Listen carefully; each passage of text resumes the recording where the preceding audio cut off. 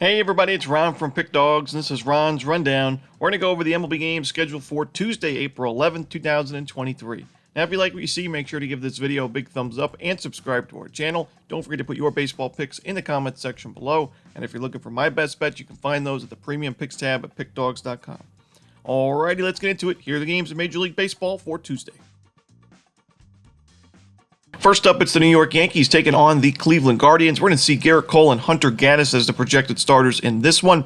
Gerrit Cole's off to a great start to the season. He's 2-0 with a .73 ERA. He's got 19 strikeouts and 12 1/3 innings pitched and a .89 whip to start the year as well. Last year, he faced the Guardians in the playoffs in the American League Divisional Series. He pitched twice in that series and was excellent. He was 13 1/3 innings, only 3 earned runs with 16 strikeouts. We saw Cole pitch against the Guardians in the regular season of last year. Also had really good numbers against Cleveland in those starts. So I think Cole, there's no reason for me to believe he doesn't put together another quality start with some good amount of strikeouts in a game like this, even on the road. And on Hunter Gaddis on the other side, I do think he's one of the weaker starters in the Guardians rotation. Although he's coming off a nice start against the Oakland A's, we know the Athletics, one of the weaker lineups in baseball, really struggling offensively to start the year. So this is a really tough step-up game for Gaddis. His first start of the year, he gave up 4 earned runs and 3-2 against the Mariners. So I don't really trust him in this spot against a very tough Yankees lineup. So give me the New York Yankees here on the money line. Next up, we see the Oakland A's taking on the Baltimore Orioles. We're going to see Kyle Muller and Grayson Rodriguez as your starters.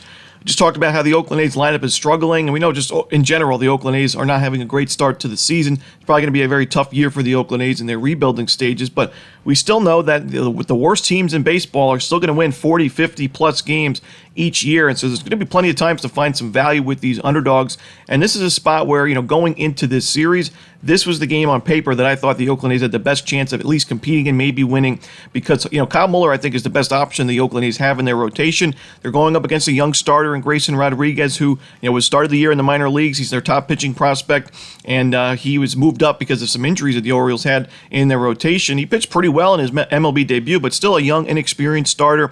I do think the Oakland A's can get to him for a few runs, and it should be enough for a run line cover because I think it's going to be a pretty low-scoring game overall. So give me the 1.5 runs here with the Oakland A's on the road. Next up, we see the Houston Astros taking on the Pittsburgh Pirates. Mitch Keller and Christian Javier are your starters. I think we're going to see a low-scoring game, and because of that, I think there's some value with the underdogs here in the Pittsburgh Pirates, a team that's playing really good baseball to start the 2023 regular season. And although the loss of O'Neal Cruz for extended time is a tough one to take, he's going to be out about 3 months with the ankle injury. He fractured his ankle in the play at the plate against the White Sox this weekend. He had surgery on it. But, Mitch Keller, he's off to a good start this season despite playing in his first 2 games in 2 of the 3 more hitter-friendly ballparks in the MLB, where the first game against the Reds at Great American, he struggled a little bit, gave up 4 earned runs, but then he pitched at Fenway Park against the Red Sox, went 7 innings of 1-run baseball with 7 strikeouts, so now he has 15 strikeouts in 11 2/3 innings.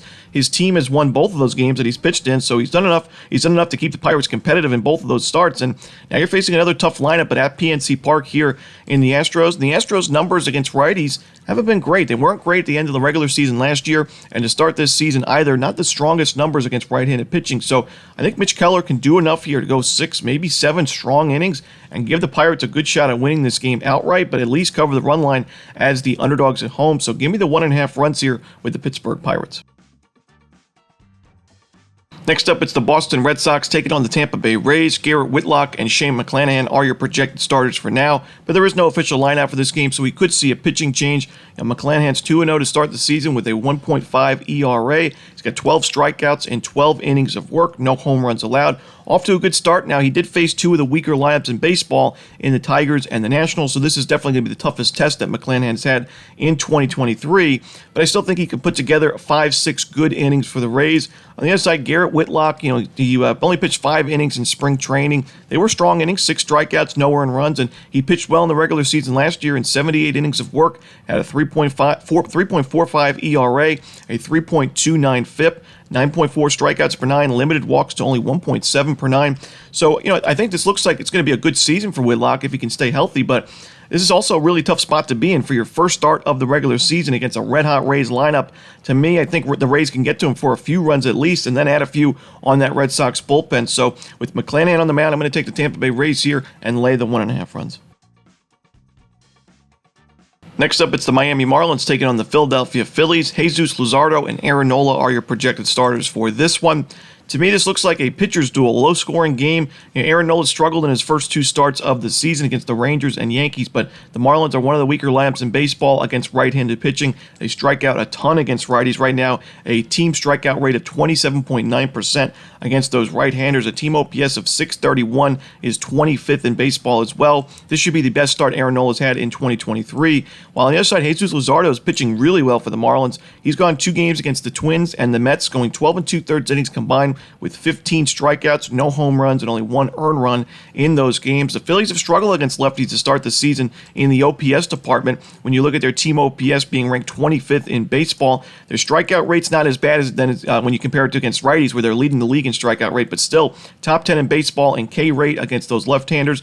I think we're going to see a low-scoring game that's decided late by the bullpens. I trust the Phillies bullpen more, so I do think the Phillies win this game, but give me the under in Phillies Marlins. Next up, we see the Toronto Blue Jays taking on the Detroit Tigers. We're going to see Matt Manning and Alek Manoah as your projected starters. I do think Matt Manning has a ton of potential in his game, and I think eventually he's going to be a very good starter in this league, but I still have my concerns in his game right now. We saw last year the strikeout numbers were not great. He only had 48 Ks in 63 innings with 19 walks to go with it, and this season, his first outing, strikeout numbers weren't great. He's not really earning a good whiff rate or chase rate to start the season, and that concerns me against a very strong Blue Jays lineup and going against a really strong starter in Alek Manoah, who struggled in his first outing against the Cardinals, gave up 5 earned runs, but then bounced back in a big way, going 7 scoreless, only 1 hit allowed against the Kansas City Royals, who I would compare that lineup a lot more to the Tigers than I would the Cardinals. The Tigers offensively have not been very good to start the season. They weren't very good last year. So give me the Toronto Blue Jays. This looks to be a really advantageous spot for them. I'm going to lay the 1.5 runs. Next up, we see the San Diego Padres New York Mets matchup at Citi Field. It's going to be 7:10 Eastern on TBS. Ryan Weathers and David Peterson, 2 starters that I usually like to fade going at it in this one, and I'm going to have to pick a side here, but I do think the Padres are the more attractive side. I think the Padres have the much better bullpen in this matchup. I think they have the slightly better lineup, and I do think Weathers is a slightly more trustworthy starting pitcher in this game. David Peterson pitched well in his first start against the Marlins, but we know the Marlins are one of the weaker lineups in the National League.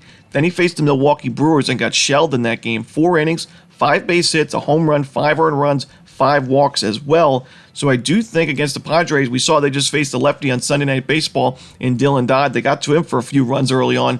I do think the Padres will be able to get to David Peterson similarly in this game. And Ryan Weathers on the other side, he's had issues with his control in years past where he's walked a lot of batters, but promising sign to see from him, only giving up 1 walk in 5 innings against the Diamondbacks in his first start of the regular season, giving up only 2 earned runs, and it was good enough for the Padres to find a win 5-4 in the end. I think Weathers does enough here to keep the Padres in this game. I think the Padres bats can do the rest, and if this is a close game late, I trust the Padres bullpen a lot more, especially without Edwin Diaz in the pen for the Mets. So give me the San Diego Padres on the money line. Next up, we see the Cincinnati Reds taking on the Atlanta Braves with Luis Cessa and Kyle Wright as your projected starters.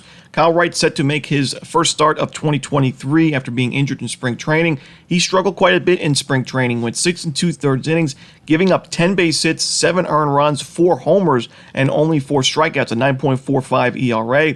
We know injuries have played a role in Kyle Wright's game in the past. We know he pitched really well for the Braves last season in the regular season, 180 innings, a 3.19 ERA. FIP was a little bit higher at 3.58, but although I think Wright's going to have a successful season, it's tough to back him, especially at this price when he struggled in spring and he's been injured. I don't expect him to go too deep into this game. And the Cincinnati Reds, their bats have been solid this year. They're ranked 8th in team OPS and 9th in isolated power going into Monday's games against right-handed pitching. So for me, I think I could see the Reds getting to Wright for a few runs, especially with Wright having issues with the long ball in spring. On the other side, Luis Cessa is not one of my favorite options to back on the mound for the Reds. More of an opener. It's going to go about 4 or 5 innings at the most. He doesn't really earn a lot of strikeouts. Last game against the Cubs, 5 1/3 innings. He had more walks than strikeouts, which is a concern for me. And I do think against this Atlanta Braves lineup, you don't want to put guys on for free, and you have to be able to miss some bats because the Braves will take advantage. And that's why I think there's going to be a high-scoring game between these two teams. Don't trust this Reds bullpen much. We've seen them blow some games earlier in the week and the weekend. So give me the over in the Reds and Braves game. Next up, we see the Chicago White Sox taking on the Minnesota Twins. Pablo Lopez and Lance Lynn are your projected starters in this one. A tough game for me, as I do think Lance Lynn is going to be able to put together a good season for the White Sox, but I haven't seen enough from him at the beginning of the regular season this year to really have a lot of faith in him in this game. With the White Sox bullpen also struggling, and with Pablo Lopez looking really strong on the other side, for me, it's Minnesota Twins are passing this game. Lance Lynn has gone his first two starts against the Astros. He wasn't too bad in the beginning, but then he had a couple of mistake pitches later in that outing, gave up a home run, and the White Sox ended up losing that game 6-3. Then Lance Lynn against the San Francisco Giants, 4 1/3 innings, 9 base hits, 8 earned runs, 3 homers. He struck out 5, but he also walked 3. His control hasn't been the best. He's not locating his pitches the best either. And I do think the Minnesota Twins could get to him for a few runs early, while Pablo Lopez, like I said, pitching so well for his new team in his first 2 starts. 5 1/3 against the Royals, shutout baseball with 8 strikeouts, 7 innings of 1-run ball against the Marlins, 8 strikeouts. Granted, those are 2 of the weaker lineups in baseball, so this is definitely going to be the toughest test for Pablo Lopez so far.